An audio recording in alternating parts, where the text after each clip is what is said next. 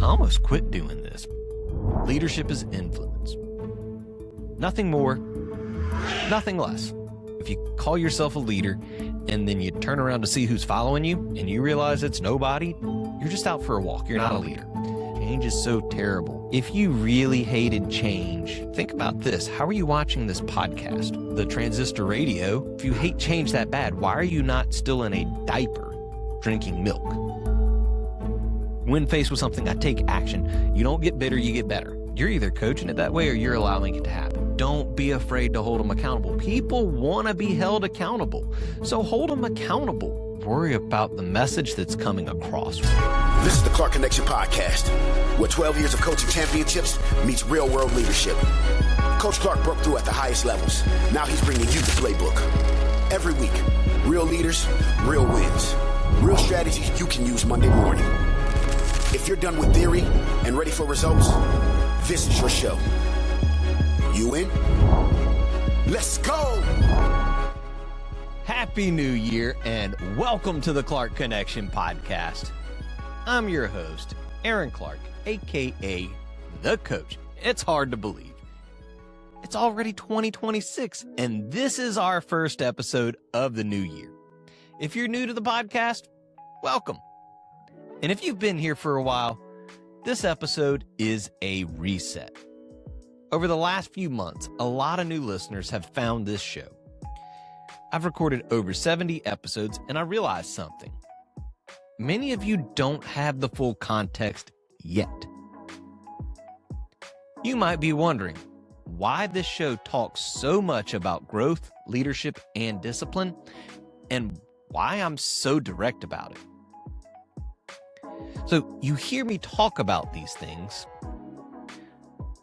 but you may not know why I care so much about those things, or how I actually got here. Today's episode isn't a highlight reel. It's not a resume.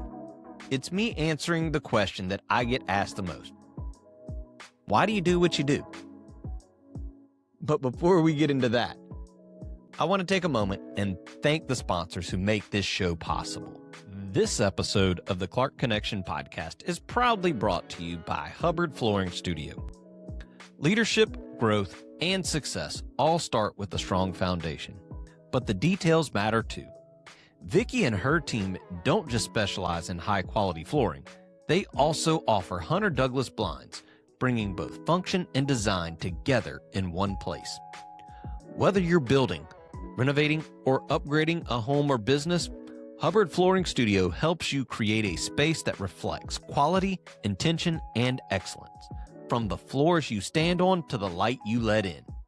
Now, if you're ready to work with people who care about craftsmanship and getting it right, visit hubbardflooringstudio.com or call 225-924-1582.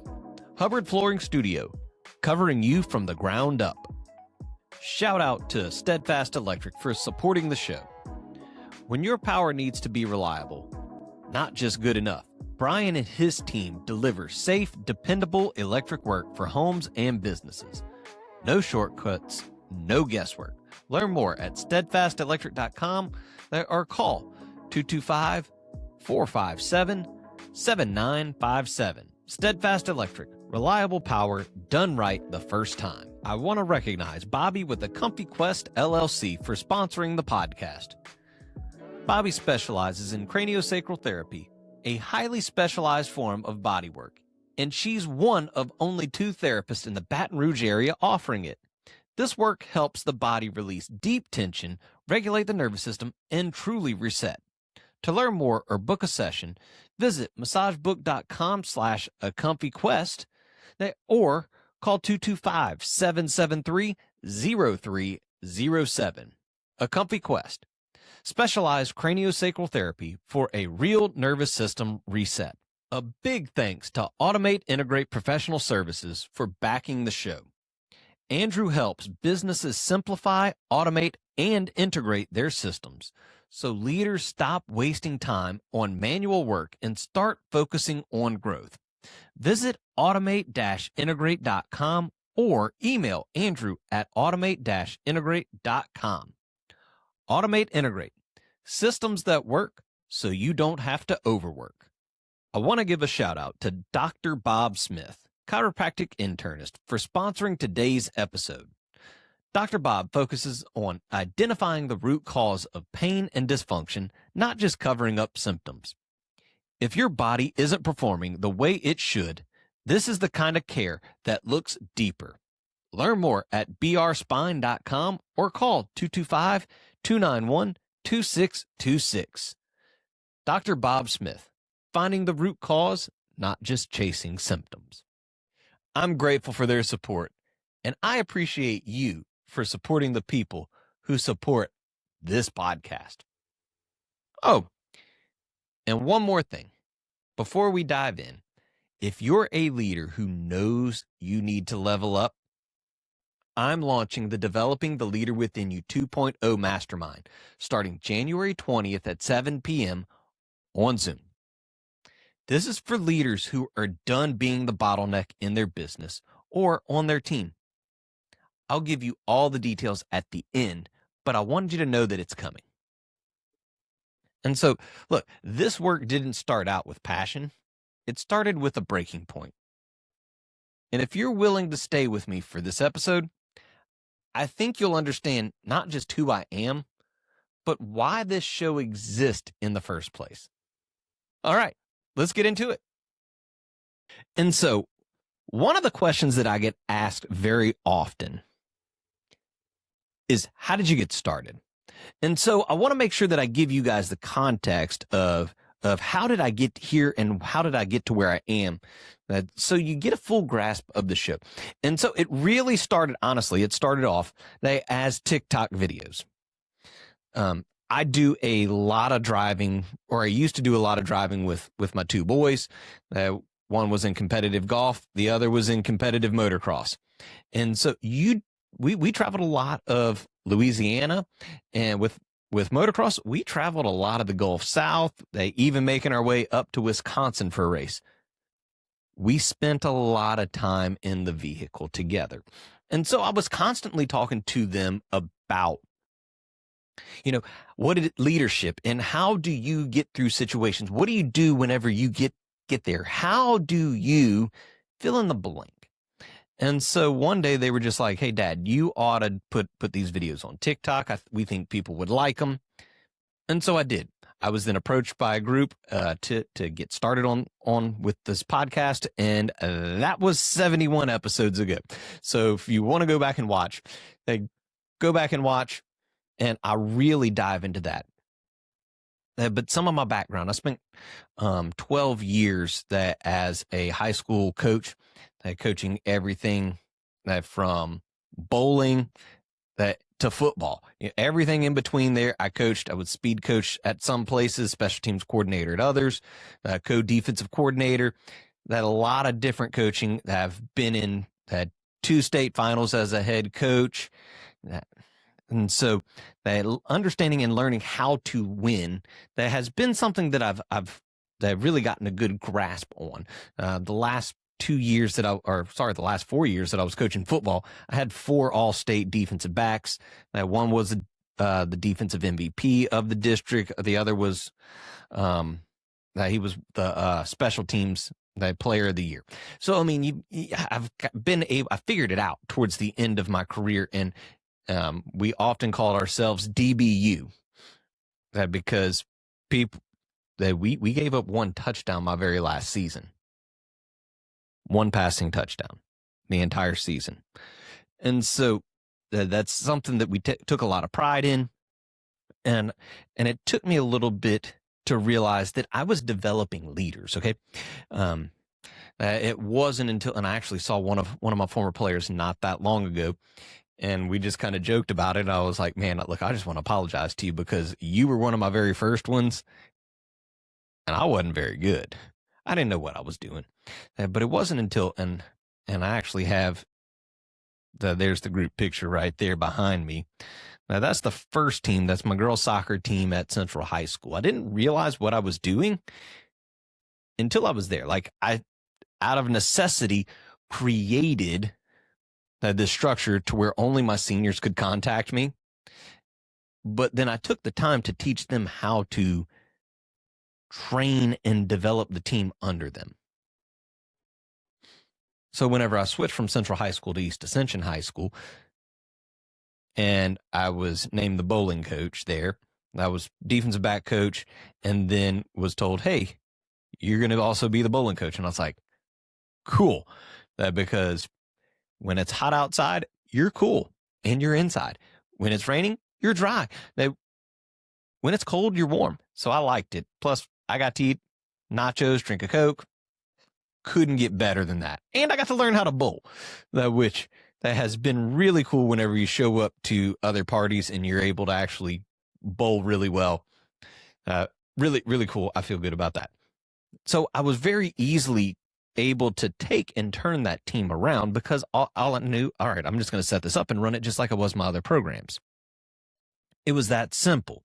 And so that the 4 years that I was there, we were district champions. The last 3 years, I had to turn it around.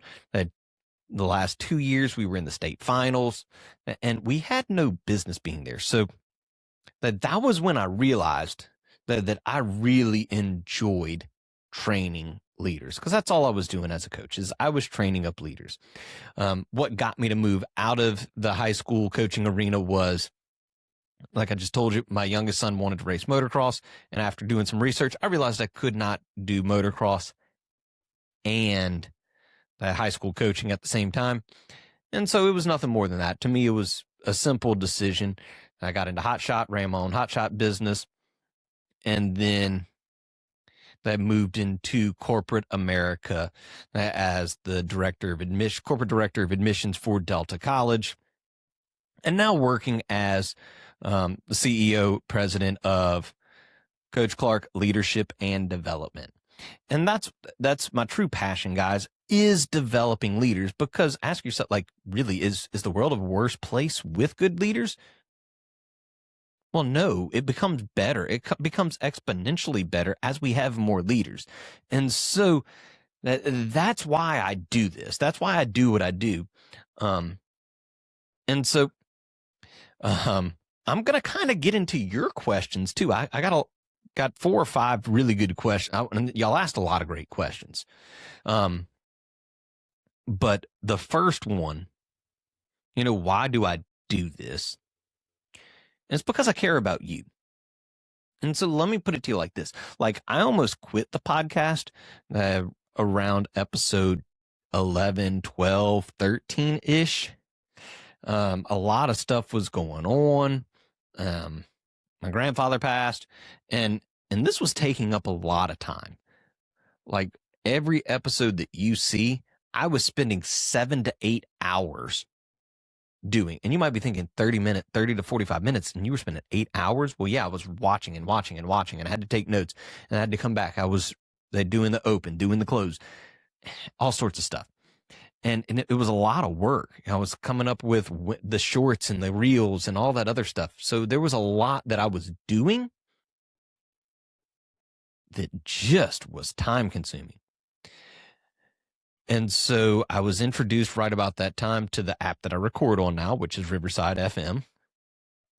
And Riverside really helps me to organize and keep the show going and growing. And so I used that as an opportunity because I really had a passion, and I still do have a passion for talking about leadership, talking about personal growth. I love talking about those things because I know what it's done for me.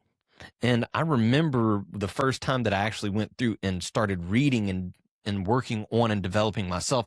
The very first personal growth book that I read was John Gruden's Do You Love Football? And then, I just started reading and trying to, hey, how do I get better? How do I become a better coach? How do I impact my team more? And then I'll always remember the very first time I read The 7 Habits of Highly Effective People by Stephen Covey. If you have not read that book is phenomenal. Go read that book. You will not regret it. And so that's why I do what I do. I do it for you because I want to see you become a better leader. I want to see that people out there saying, hey, I was impacted by Coach Clark in a way that made it to where I became a better husband, a better wife, a better father, mother, a better person at work, a better leader. I want to hear those things, because all leadership is influence, and we all have influence, whether you realize it or not. And so if you call yourself a leader and then you turn around to see who's following you and you realize it's nobody, you're just out for a walk. You're not a leader. Leadership is influence. Nothing more, nothing less. That the other one that I get asked a lot is, why am I passionate? And so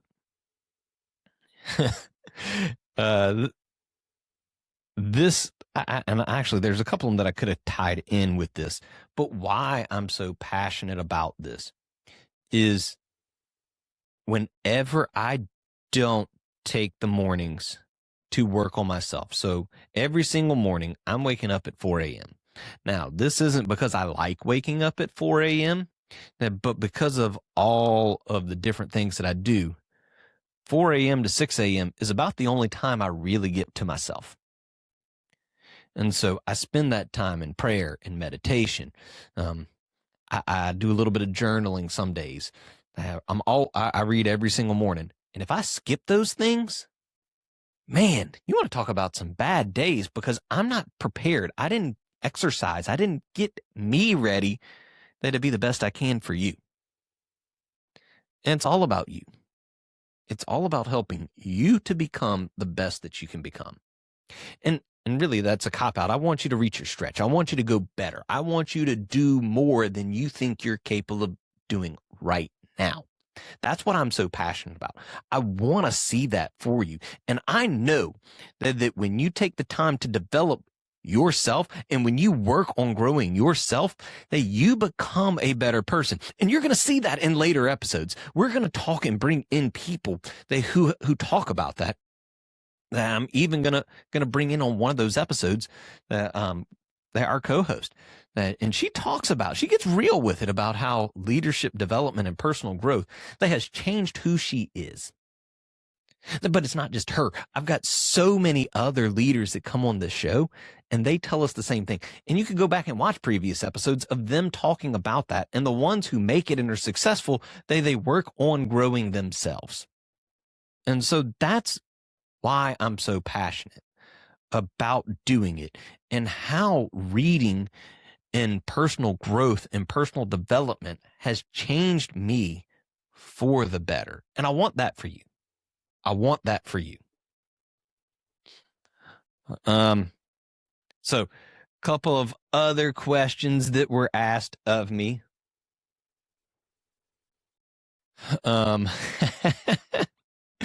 This one I thought was pretty good. What's the biggest leadership mistake you've made? And so one that I love to tell where I had got it wrong. And I'll always remember, I was at Walker High School. I was coaching football. I was defensive back coach. And I took for granted that my team knew and my players knew and understood what I wanted them to do.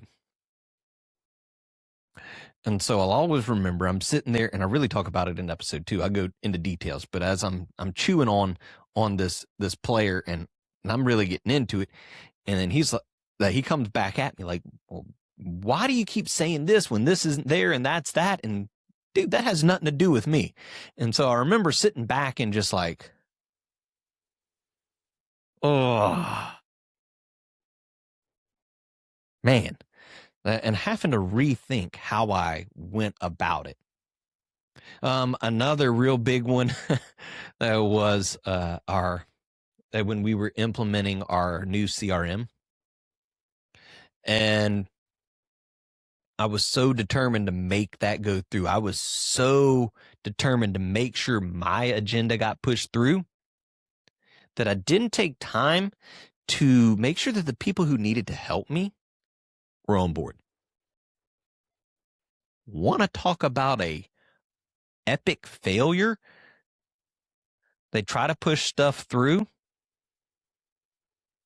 and your team isn't on board, they're not going to do it. It doesn't matter if Nick Saban doesn't get his team on board, he's not winning games. His coach, he's not, and he didn't have, so basically I didn't have my coaching staff on board with me.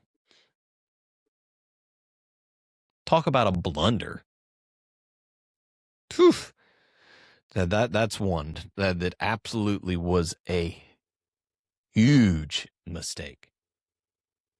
But I learned from it. And as I went forward, okay, so that's what you have to keep in mind is while that was a mistake, you don't sit there and cry about it. You don't cry about the mistakes you made because as I've learned, I'm a person of action. And so when faced with something, I take action. And then I look at things as a learning opportunity. It's not a loss if you learn. You take what happened, and then you become better from it. You don't get bitter, you get better.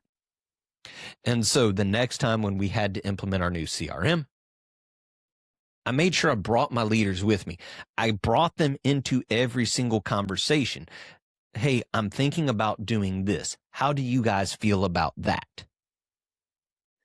And there were times as we were building this new platform that they suggested stuff that I didn't like. But guess what? When you're the odd man out, chances are there's something I'm missing. And so I went back and reevaluated. And ultimately, they were right.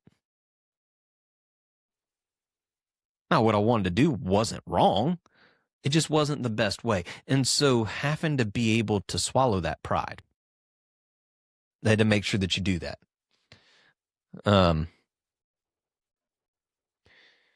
Next question that I got.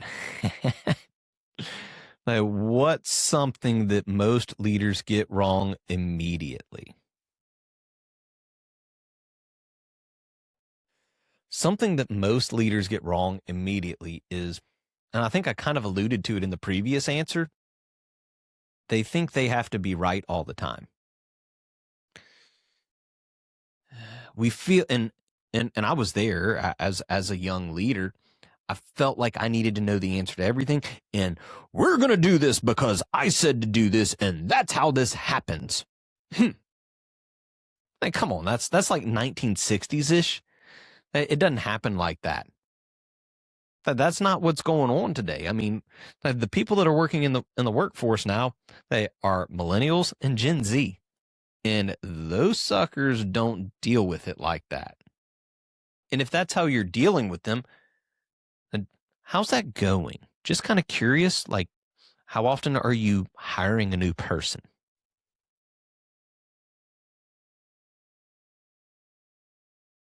Yeah, that's what I thought.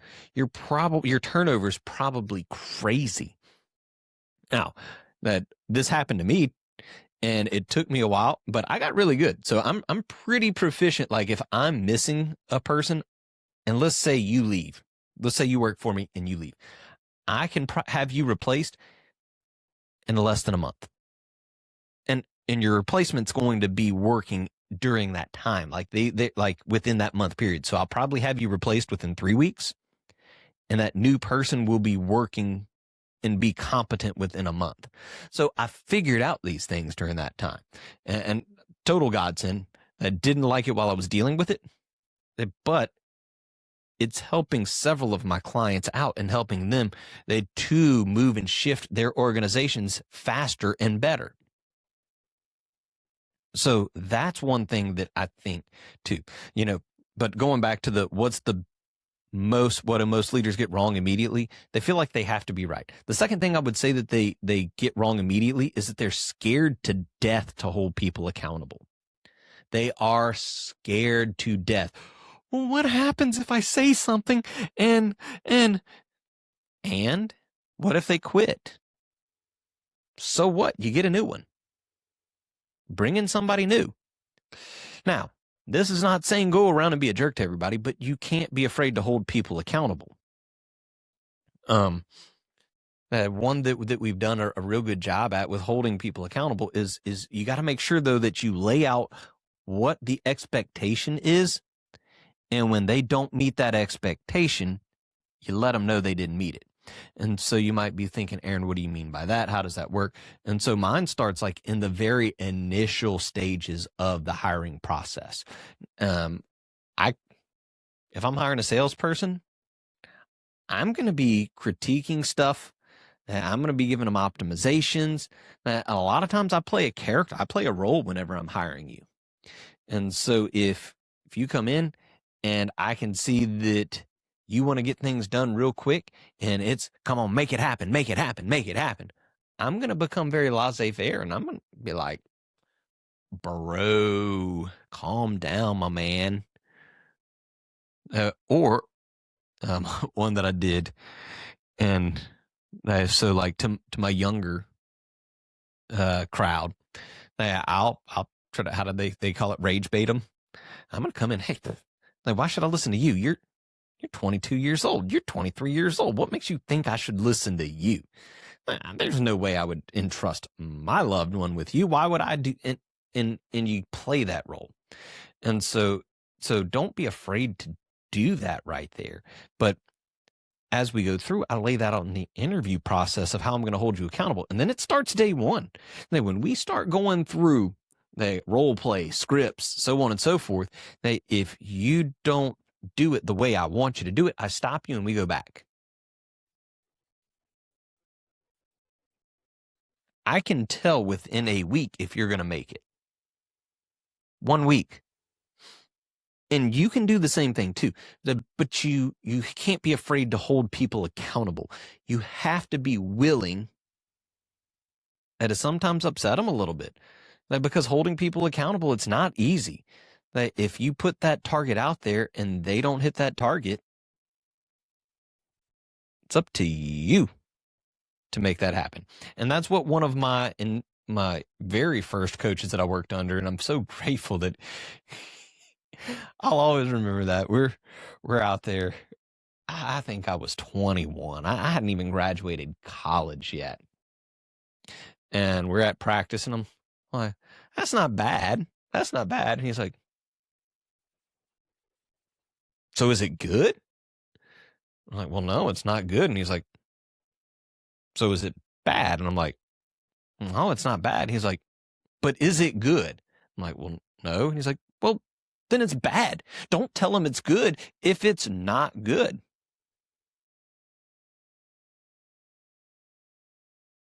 Just tell him how it is. But then he also was one that said, Aaron, I want you to think about this, because I was in charge of freshman team defense, and I was like, man, they're just not getting it, blah, blah, blah, blah, blah, and this is doing that. And he went, so one of two things is happening, Aaron. You're either coaching it that way or you're allowing it to happen. And he said, for your sake, I hope that you're coaching it that way, because that's a whole lot easier to fix than if you're allowing it to happen. And his whole thing was, hold them accountable. Don't be afraid to hold them accountable. People want to be held accountable. So hold them accountable. That's up to us as the leader. If you are the boss at your job, and I really hate using the term boss, because nobody likes a boss, but people love leaders. If you're the leader, hold them accountable. And in order to be able to do that, you have to show them, hey, here's the standard. You didn't meet the standard. I want you to meet the standard, and I'm going to hold you to this because I love you. Accountability is one of the greatest forms of love you'll ever see. If you don't love somebody, don't correct them. And that's biblical. That comes straight out the Bible. So, I mean, who am I to argue with the creator of the world on that, right? One question I was asked was, who's somebody that should not work with you? So somebody who should not work with me, if you're not willing to actually get better and open to adjustments, open to change, open to looking at things a new way, they don't work with me. It's not, if you're going to do, we do it like this because this is the way we've always done it, and you're not willing to look at something new and different, I can't do anything about that. I mean, I'm pretty darn good that I turned around had 2 high school teams and that helped turn around that a very large proprietary school in South Louisiana with 6 campuses. So, I mean, I know how to do it. That you have to be willing and open to change. And don't give me this, oh, I hate change. I hate change. Change is so terrible. If you really hated change, think about this. How are you watching this podcast? Now, you're not listening to it over the transistor radio. Then chances are you're listening to it on this bad boy right here. You're listening to it on your smartphone. So if you hate change that bad, why are you not still in a diaper drinking milk? Why are you not walking from point A to point B or riding your horse? Chances are you have a vehicle. And if I had to guess, you probably have the ability to sync your phone to it and you're listening to your phone and not the actual radio. So don't give me this, I don't like change. Change is uncomfortable. You know, when a caterpillar becomes a butterfly, when it enters that second stage of metamorphosis, then it goes into the cocoon. Now, they say that is one of the most painful experiences ever. But on the other side is something so beautiful. So don't be afraid of change. Don't like, oh, I hate change. Yeah, it's uncomfortable. But if you embrace it, that's the magic. That's the key. If you embrace it, something beautiful is on the other side. And remember, success is on the far side of failure. You're going to fail a lot. If you want to be successful, you're going to fail a lot. Trust me, and trust that other people that have been there, done that. Was asked one, what does working with you actually look like? So my phone stays on me all the time. It's pretty much on 24/7. Now, after 9 p.m., it goes into do not disturb. You know, I do have boundaries. But you know, a lot of my clients, they're business owners and they're small business owners. And so as a small business owner myself, when do I have time for me? It's usually before 8 a.m., before the customers start showing up, before all of this. And so I have a lot of meetings with people before 7 a.m. I've got one that we've got to stand an appointment at 6 a.m. Hey, that's when you can meet. That's when we'll do this. And they're very open and willing to change and grow. And everybody should have a coach, whether it's me or somebody else. I want you to work with me. But if I'm not the right fit for you, work with somebody else. The greatest of all times, everybody, and I love athletics. It's like Michael Jordan had Tim Grover. Tiger Woods has had multiple swing coaches. Greatest golfer to ever play the game, multiple swing coaches. Kobe Bryant had his own personal trainer, had his own coach. You can go through, Peyton Manning, Tom Brady, fill in the blank. They all had their own coach. So you've got to have somebody, and it's just a third party person. I have 2 coaches. I have 2 mentors that I use outside of here, because I want to get better. And a lot of times there's somebody who's not monetarily attached to the situation. And so when I run ideas by them, that they are listening like, hey, that's actually a good idea. Or, dude, you're going to mess that up so bad. Don't do that. And it's important that you have those things. Working with me, though, we're going to go through, we're going to talk about what's your day-to-day look like. What's your standard operating procedures or SOPs? What's your onboarding process? I go through, and one that I love to talk about is 5 levels of leadership, because I believe that's a strong foundation for who you actually need to become as a leader. And so working with me, I've got one with where me and Drake do one. I'd be lying to you if I told you what episode it is, but me and Drake Vargas, we do an episode, a live coaching session. And so you can go watch it there. But I'm going to go through and we're going to really break down. And keep in mind, Drake is a lawyer. I know nothing about the law, but a lot of times all I do is get you to think through it. So, I mean, one of the other young people that I work with called me actually this morning and was wanting to know, hey, I'm struggling with a client here.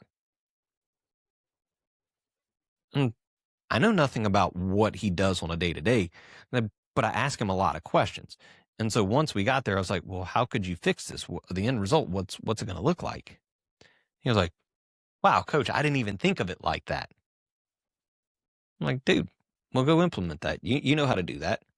But you need a third party. You need somebody who's on the outside that's got the mile high look and can see down on what you're looking at, because you don't see the forest when you're within the trees, or the picture while you're in the painting. They put whatever that you want on there, but sometimes you're just too close to see it yourself. And the last one that I was asked was, how do you measure real leadership improvement? And so one that I look at, and we were doing a year in review with one of my workers that I work with, and I was just like, look, because I keep notes on everything, and I said, let's talk. I said, I want to talk to you about our very first meeting, and we went through, and she was like, oh my gosh, like, please don't share that with anybody else. But I said, but stop. Let's look at where you are. You just told me that you held a 1-to-1 with one of your workers who didn't hit a standard. And you wrote them up, and they didn't cry or whine, and they understood, and they left, and you were excited to tell me about how this happened, and that you had somebody accidentally fill in I don't want to, because I don't want to get into all of it, but I was like, I'm so proud of where you are. Now let's move on. So I think we've got this lesson now. And so now we're moving on. Where's the next thing? Where's the next issue? How do we push you to become better? Crucial.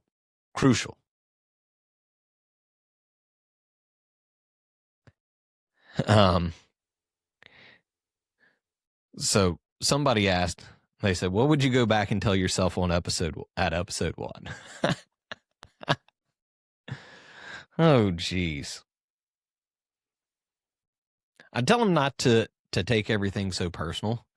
I told y'all at the beginning of this episode that I almost quit doing this because it became tough. And I started looking at the metrics and not the people I was impacting.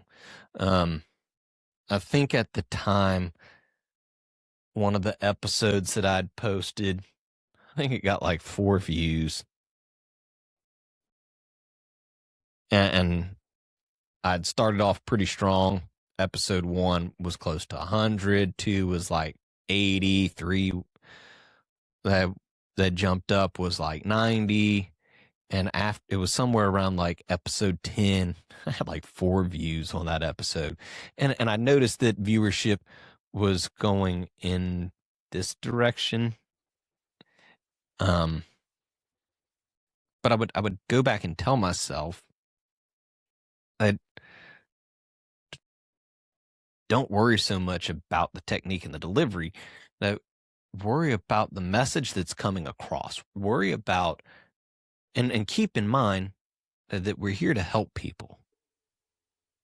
That's always been one of my main goals and missions, is to add value to those that I come in contact with. And that's my main hope for this, Now, as far as like where's Coach Clark Leadership and Development heading in 2026. We're going to be putting on more weekend training sessions. We're going to be putting on, I already talked about the mastermind, and I'm going to get to that just a little bit later. But I'm also going to be working, and you'll see him come on a later episode. I'm going to be doing some in-person training sessions on weekends and events. We're really ramping up to just full speed ahead in 2026. And again, it's all with you in mind. It's all about making you the best that you can be, because I want to see you at your stretch. I want to see you achieving stuff. I love it. And guys, you have no idea whenever I hear those stories of you telling me, hey, I listened to the episode and this made a difference. And it's like, that's why I do this. That's why I do this. Because ultimately it's about you and helping you to grow. And sometimes that comes with tough love. And that's one, I should have said what it looks like working with me, because sometimes Coach Clark comes out. I did talk with one. They were whining about something. I went, all right, so we're going to go sit in the corner and cry, or are you going to do something about this? Because I don't know who this little whiny baby is that I've been working or on the phone with, but you need to call return this phone to whoever the real owner is. They called me back the next day and said, thanks for that. And that's what it's about. It's about making you better, and to make you better tomorrow than you are today, and to make sure that today you're better than you were yesterday. That's what this show is about. If there's one thing that I hope you take away from this episode, it's this. I don't do this work because it's easy or because it sounds good. I do it because I've seen what happens when people stay stuck in the system that no longer serves them. And I know the cost of waiting too long to change. Everything I teach, everything we talk about on this podcast comes from lived experience. It's not theory. It's not trends. And that's why I want to hear from you. Send me the questions you'd ask if we were sitting across the table from each other. You can DM me, leave a comment, or reach out directly to me. I read them all. You can also submit your questions via the form in the description. Now, I told you at the beginning of the episode, I'd give you the details on developing the Leader Within You 2.0 Mastermind. And here it is. This kicks off January 20th at 7 p.m. on Zoom. We're going to dive deep into John Maxwell's Developing the Leader Within You 2.0, not just reading the book, but actually applying it to your leadership, your business, and your team. This is for business owners, entrepreneurs, corporate leaders, coaches, anyone who knows their leadership is the lid on their organization and they are ready to do something about it. We'll meet every Tuesday at 7 p.m. on Zoom, starting January 20th, and you'll walk away with frameworks that you can use immediately, accountability from other leaders who get it, and direct access to me as we walk through this together. If you're tired of being that bottleneck, if you know you need to level up, but you're not sure where to start, this is it. Email me, aaron@coachaclark.com, or check the link in the show notes. Spots are limited because I want to keep this group tight and focused. Over the next few episodes, we're going to go deeper into conversations that matter. Leadership under pressure, discipline when motivation fades, rebuilding after failure, and what growth actually requires when life gets real. You'll hear from people who've lived it, not to impress you, but because of what they're willing to say. If this episode resonated with you, share it with somebody who needs to hear it. And if you're new here, go back and explore a few of the past episodes. This show is built to meet you where you are and challenge you to grow. And remember, You don't have to be great to get started, but you have to get started to be great. So keep learning, keep leading, keep connecting, and I'll see you on the next episode of Clark Connection Podcast. Thanks for listening to the Clark Connection Podcast, where my goal is to add value to you. Make sure you like, subscribe, and follow the show. You can also connect with me via my website, coachaclark.com, or on all socials at coach_a_Clark. The links are in the description.